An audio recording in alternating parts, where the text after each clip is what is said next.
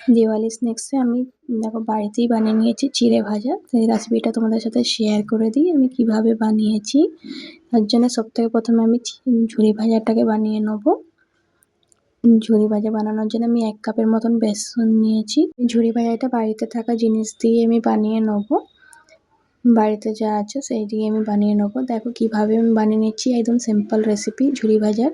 তার জন্য আমি 1 কাপের মতন বেসন নিয়েছি, নিয়ে অল্প কিছুটা নুন দিয়ে দিয়েছি এতে পরিমাণ মতন, আর একটু হিং দিয়ে দিচ্ছি আমি। হিংটা দিলে একটু টেস্টটা ভালো আসবে। অল্প একটু হলুদ দিলাম, দিয়ে 1 চামচ ভর্তি করে আমি তেল দিয়ে দিচ্ছি। তেলটা দেওয়ার কারণে ঝুরি ভাজাটা খুবই সুন্দর ক্রিস্পি লাগবে, পুরো দোকানের মতন খেতে। দেখো এবার আমি জল দিয়ে অল্প অল্প করে জল দিয়ে আমি বেসনটাকে মেখে নিচ্ছি, গুলে নেব। এটা একবারে বেশি জল দিলে দলা পাকিয়ে যাবে, ওই জন্য অল্প অল্প করে জল দিয়ে, আর পরিমাণটাও বোঝা যাবে না, ওই জন্য অল্প অল্প করে জল দিয়ে আমি ভালো করে ব্যাটারটাকে তৈরি করে নেব। চামচে করে আর হচ্ছে না বলে আমি এবার হাত দিয়েই করে নিই। দেখো চামচে করে তো ভালো করে মাখা যায় না, এবার হাত দিয়ে ফাটতে হবে। হাত দিয়ে ফেটে নেব, যত ভালো ফাটা হবে বেসনটা ততই ভালো ঝুরি ভাজাটা ক্রিস্পি হবে, একদম দোকানের মতন খেতে। দোকানে যেমন আমরা কিনে খাই প্যাকেটের, এরকম দেখো ভালো করে আমি ফাটিয়ে নেবো বেশ কিছুক্ষণ, 5-7 মিনিটের মতন।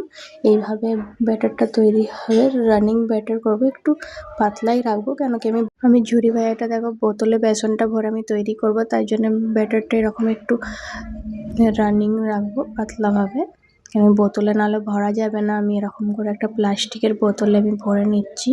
প্লাস্টিকের বোতল নিয়েছি, ভরতে একটু অসুবিধা হচ্ছে, কিন্তু যা হোক করে আমি ভরেই নিয়েছি। এতে দেখো ভরছি এরকমভাবে, একটু পাতলা ওই জন্যই রেখেছি যাতে বোতলে ভালো করে ভরা যায়।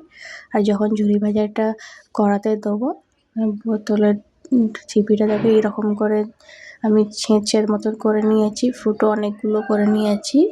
একটা আমি ছুঁচ গরম করে আমি এরকমভাবে করে নিয়েছি, আর এখানে তেল আগে থেকে আমি গরম করতে বসিয়ে দিয়েছিলাম। এরকম হালকা ধোঁয়া বেরোবে এরকম টেম্পারেচারের তেলে দিতে হবে। একদম হাই টেম্পারেচারের তেলে দেবো না, মিডিয়াম টু হাই রেখে দেবো, কেন কি ঝুরি ভাজা নেই তো তাড়াতাড়ি লাল হয়ে যাবে, ওই জন্যে। এবার এরকম করে দেখো বোতলটাকে প্রেস করে আমি এরকম করে ঘুরিয়ে ঘুরিয়ে আমি ঝুরি ভাজাটাকে দিচ্ছি কড়াতে। এরকম স্টেপ বাই স্টেপ এরকম ধরনের ফলো করলে ঝুরি ভাজা তোমাদেরও খুব সুন্দর হবে। আমি বোতলে ভরে প্রথমবারই করলাম ঝুরি ভাজা, কিন্তু খুব সুন্দর হয়েছে। ঝুরি ভাজাটা খেতেও যেমন ভালো হয়েছে, দেখতেও ভালোই হয়েছে, খুব সুন্দর ক্রিস্পি। এরকম করে একদিকটা হয়ে গেল, এবার আমি পাল্টে দিচ্ছি ছাঁচে করে, যে অন্য পিঠটা হয়ে গেল। ঝুরি ভাজাটা দেখো কালারটাও কি সুন্দর এসে যাচ্ছে, একটু কালারটা ভালো এসে গেলে এবার আমি তুলে নেবো। ঝুরি ভাজাটা একটু লালচে কালার এসে গেল, এবার আমি তুলে নিচ্ছি। এরকম করে সব ঝুরি ভাজাগুলো আমি করে নেব তৈরি। আমার 3-4 ব্যাচে আমার ঝুরি ভাজাগুলো হয়ে গেছে। এরকম করে আমি সব ঝুরি ভাজাগুলোকে আমি ভেজে নিচ্ছি। এরকম করে তেল ঝরে গেলে আমি একটা টিস্যু পেপার পেতে রেখে দিয়েছি, এতে আমি দিয়ে ভালো করে দেখো ঝুরি ভাজাগুলো সব হয়ে গেল। বেশি লাল করব না, এরকম একটু কালার এলেই তুলে নেব।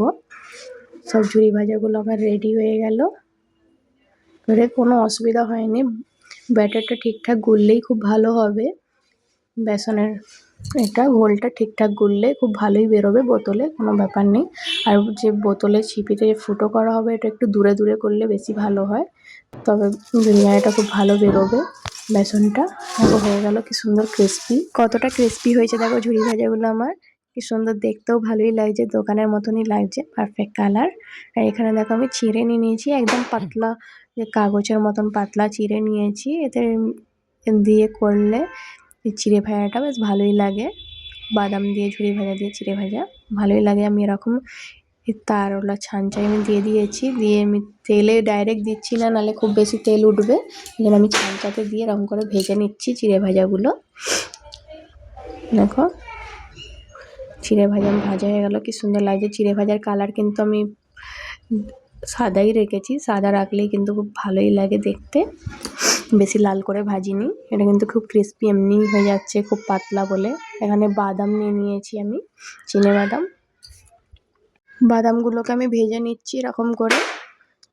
বাদামগুলো কিছু মিডিয়াম ফ্লেমে ভাজবো, নাহলে ভিতর অবধি হবে না। ভালো করে ভাজা হবে না, মিডিয়াম ফ্লেমে ভেজে নেবো বাদামগুলোকে। আর চিঁড়েগুলোকে হাই ফ্লেমে ভেজে নেবো। নিয়ে আমি সব এরকম ভেজে নিচ্ছি। আমি কারি পাতাও নিয়ে নিয়েছি কিছু। কারি পাতাগুলোকে আমি ভালো করে ভেজে তুলে নিচ্ছি। সব ভেজে আগে তুলে নেবো। আর এটা দেওয়ার জন্য আমি মশলা বানিয়ে নেবো, একটা চটপটা মশলা। দেখো কী কী দিয়ে আমি বানিয়ে নিচ্ছি। তার জন্য আমি চাট মশলা নিয়েছি 2 চামচের মতন ভর্তি করে আমি চাট মশলা নিয়ে নিয়েছি। এতে 1/4 টিস্পুনের মতন নুন নিয়ে নিয়েছি। আর অল্প একটু লাল লঙ্কার গুঁড়ো, তোমরা ঝাল যতটা খাবে সেই অনুযায়ী নিতে পারো।